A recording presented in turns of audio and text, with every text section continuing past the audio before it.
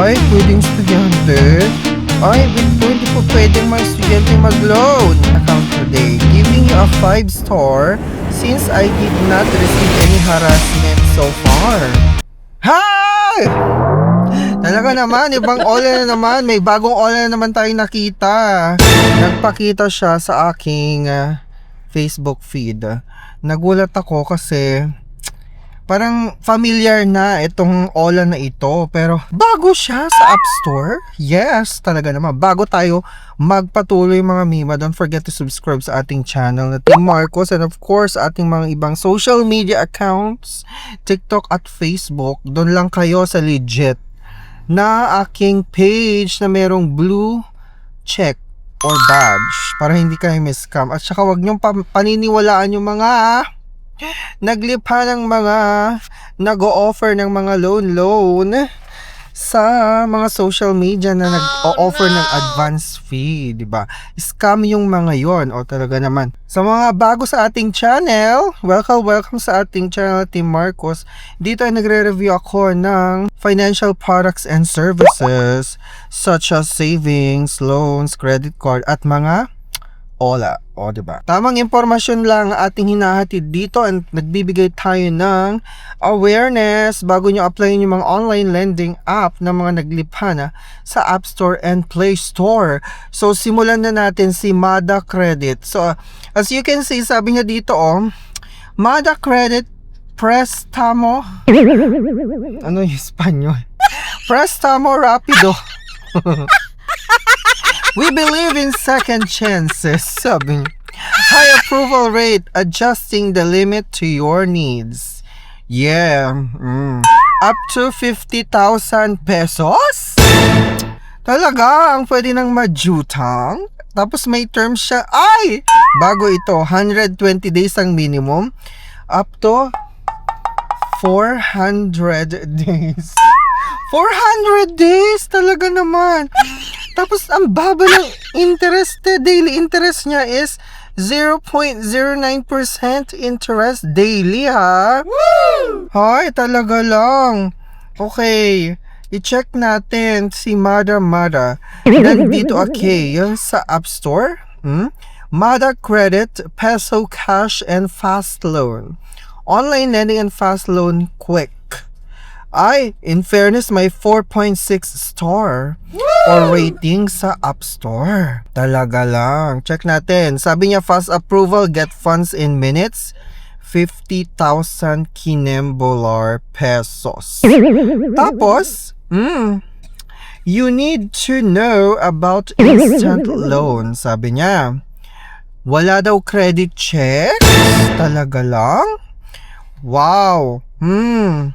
And of course, tignan natin ang pagkakakilanlan niya. Sabi dito, Mada Credit offers instant loans and sandali! Huwag kayong magda-download. Huwag nyo munang ida-download tong Ola na to.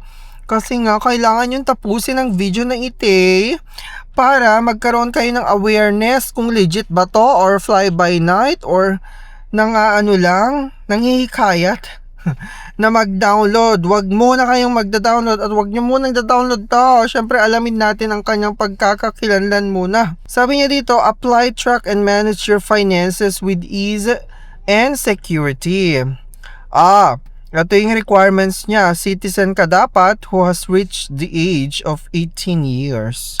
Ay, pwedeng estudyante. Ay, hindi po pwedeng mga estudyanteng mag-loan. Okay. Pangalawa, a person who has at least one identification issued by the government. Sabi niya, issued ID and valid phone number.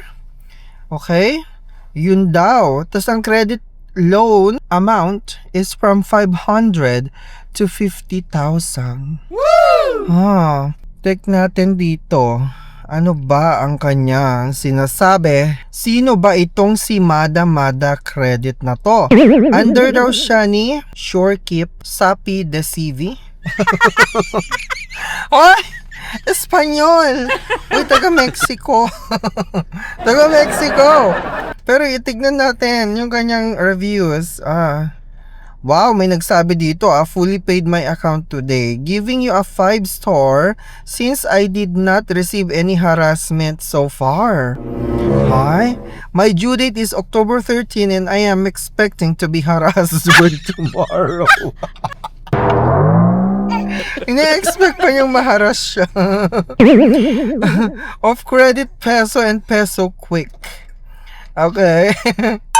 We'll try your loan in the next few days. If I change my mind, since I have been reading a lot of complaints against your loan up.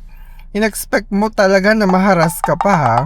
Interest and clear database profile. Easy Loan app, high security, and the interest was fair and right with higher amount and credit. Sabi niya. Ay, may nagsabi din dito, scammers. Text ng text tapos nung nag-apply auto-reject. Sabi pa, scam, they're harassing me. O may isa pang nagsabi scam ha. O diba? Syempre under siya ni sinasabi dito sure keep. Well, i-check natin kung talagang ano siya, legit. Parang hindi siya legit, fly-by-night siya. Para sa akin, fly-by-night siya. Syempre, hindi natin kakalimutan mag-check sa website ng SEC sa list of recorded online lending platform. Ang sabi niya, Surekeep, di ba yung pangalan niya? Okay, so syempre, i-check natin kung merong Surekeep dito. May Surekeep ba? Wala siyang Surekeep. Wala ding MADA. Wala akong makitang MADA. Hoy, wala akong makitang MADA credit. As of November 26, 1:10 p.m. Walang MADA credit. Fly by night. Alam nyo na, wag nyong ida-download. Nang i-scam lang siya. Mga memorya. Syempre, alamin muna natin ang kaibuturan niya. Tanungin natin si ChatGPT, mga mima. Okay, para maniwala kayo na fly-by-night siya, magtatanong tayo kay ChatGPT. Tatanungin natin si ChatGPT. Nauna. Ito yung masasabi niya. Do you mean MADA credit or did you mean MADA law? Diba? Or a similar name blown up. I couldn't find credible recent information that clearly confirms a MADA credit.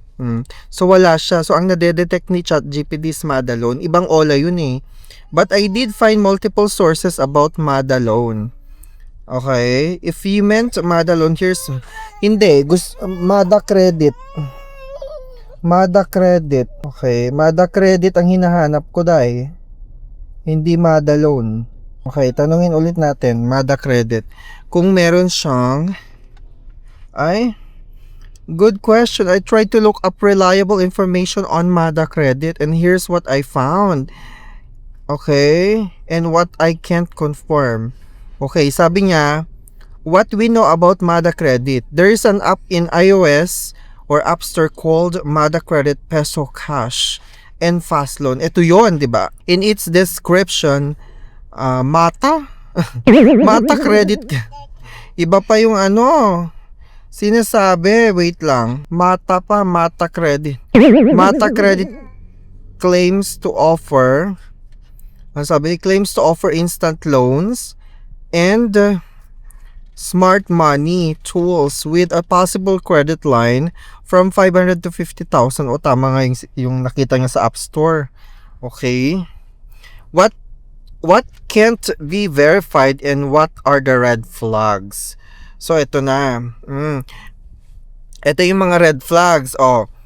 I could not find credible up-to-date public record showing MADA Credit is registered with Securities and Exchange Commission as a recognized lending company. So hindi nga siya listed sa SEC website.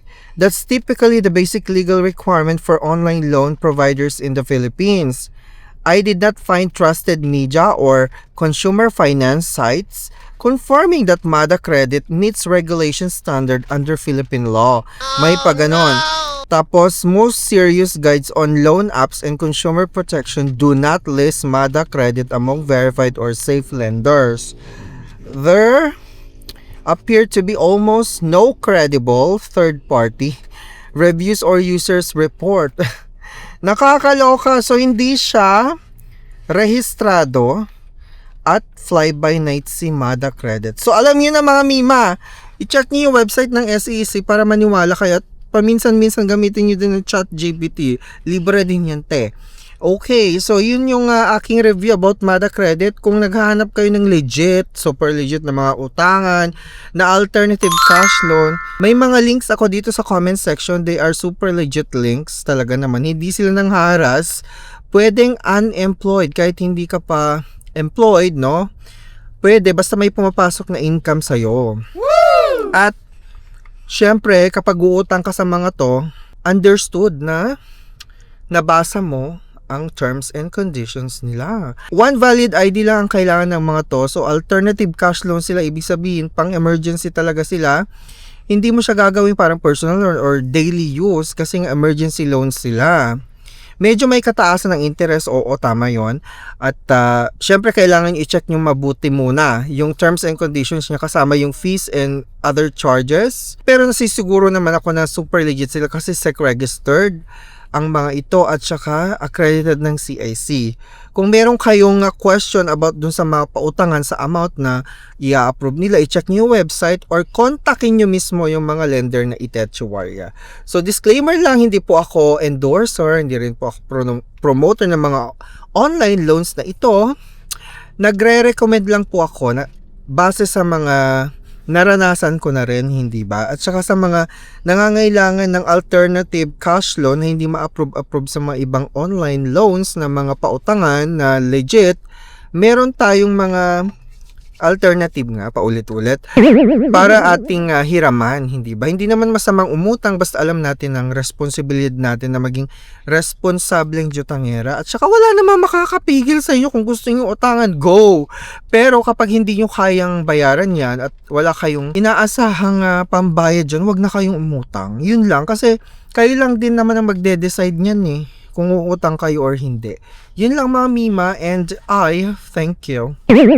Don't forget to subscribe. Naubos na yung boses ko, and I thank you.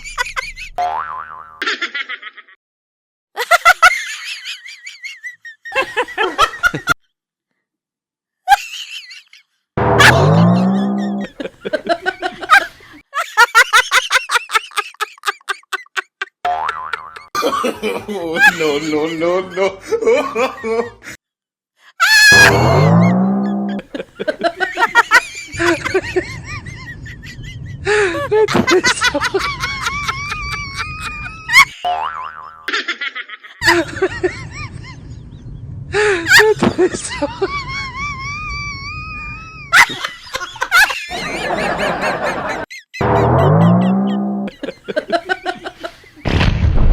At mag-subscribe po kayo sa Team Marcos Channel para sa mas maraming himay-himay reviews at mga kaganapan sa mundo ng mga all